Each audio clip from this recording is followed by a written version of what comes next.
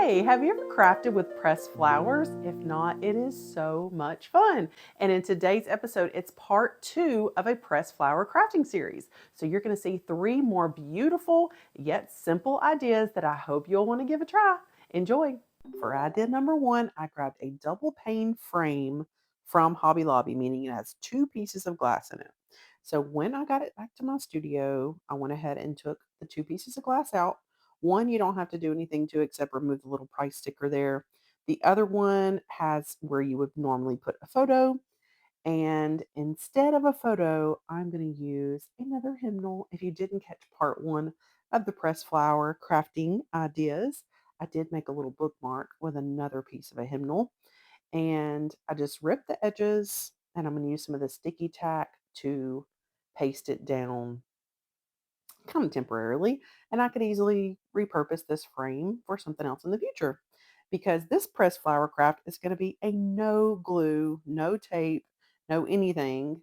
And we're just laying out a beautiful floral design on this old rugged cross hymnal. And immediately my mind went to, I have to find a cross. And so I could make that with greenery.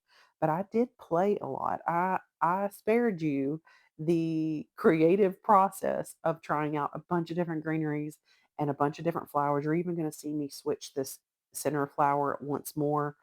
But really, there's so much fun to be had while you're designing these pressed flowers because you get to lay them out. I always suggest laying them out dry if you're going to be gluing them down, just so you can make sure that your design is just what you want it to be before you commit.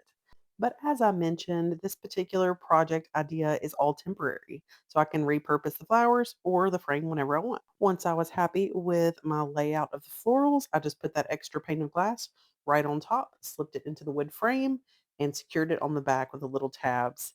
My goodness, this is a beautiful project and it couldn't have been any easier. All right, on to idea number two, a decorative glass jar. Also found this one at Hobby Lobby. It is a little extra and will make a great little gift jar. I can think of all kinds of things.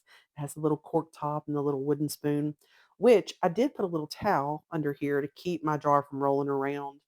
But it had that little holder on the right side for the spoon, so it keeps it from rolling around too bad. I'm just going to do a sweet and simple little design on the front of this jar. I'm going to use matte Mod Podge, and then I'm going to lay out my design, and then I'm just going to seal it with more matte Mod Podge. For these decorative jars, you can do any size jars, all different styles. You can go all the way around with your design or just do a little feature like I'm doing with just a few key flowers, and it is so cute. And you can use them for a bunch of different purposes. I've done some bigger mason jars and use them for little tea light holders, and it's just really, really sweet and simple project. And it's just fun to lay out the different designs. Now, I want to go ahead and take this time while you're watching me put the glue on these little florals to go check the video's description. I have a whole Amazon list that I have created for you with a bunch of sources for these dried flowers and some things you might be able to use to press your own flowers. I don't find that I have the time to do that right now, but I'm definitely open to it and maybe. And so I'll share that with you if I do. But I love buying them prepackaged because it just has pretty flowers that I might not ever find on the regular. And so anyway, I love this little design right here. So, so pretty. Okay, I'm looking pretty good, but I've got to trim the bottom so that that jar sits flat. And then I thought it needed just a couple more little flowers. I love the muted yellows. I'm not using anything super bright in today's tutorials. These are all definitely my more personal style. Unlike the part one, I did some brighter colored stuff for you if you love the brighter colors, just to give you the ideas. But you can buy whichever flowers you want that are your style, or if you're making gifts for someone that you know they would love.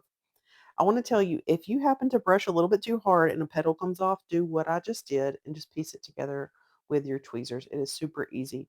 You don't want to lose those little pieces of the flowers, but no one would ever know that it actually broke off. It's a very forgiving craft. So once that's dry, it's going to look something like this, and fill it with bath salts or seasoned salts or whatever you like. All right, idea number three coming your way.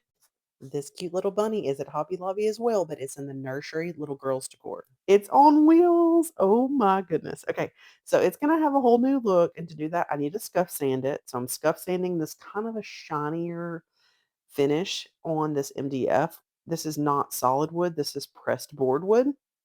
So I'm gonna give a little scuff sand, and then I'm gonna use this color Thicket by Dixie Belle. Oh, my green heart.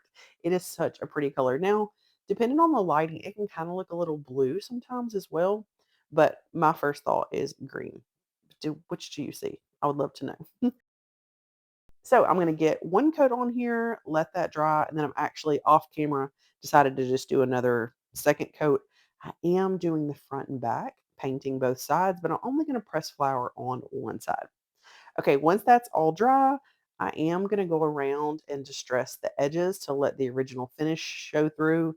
That won't stay just like that for too long. You'll see after I'm done laying out the dry design of my flowers. And so a little scuff sand too to go ahead and on top of the paint. See, both sides are painted, such a pretty color.